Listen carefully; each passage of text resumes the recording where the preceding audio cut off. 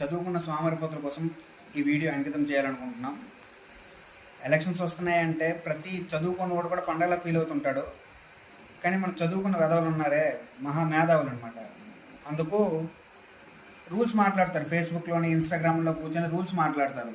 Vote నా హక్కు, నేను ఎందుకు, నా ఇష్టం, అది వేస్తే వేస్తాను లేకపోతే లేదని. ఓటు వేసి మనం ప్రశ్నించే హక్కును తెచ్చుకోవాలి. కానీ ఓటు వేయకుండా ఇంట్లో కూర్చొని నాకు మంచి జరగట్లేదు, ఉద్యోగాలు రావట్లేదు, లేదా నేను నోటాకేస్తాను, ఎవరికి వేయకుండా కూర్చుంటానంటే ఏం ఉపయోగం?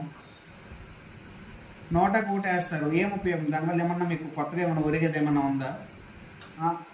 ఒక 4 ఓట్లు మంచోడికి వేయడం మానేసి పూర్తిగా వేయకుండా ఊరుకుంటారు. వేయకపోవడం బెటర్ కదా అంతకన్నా.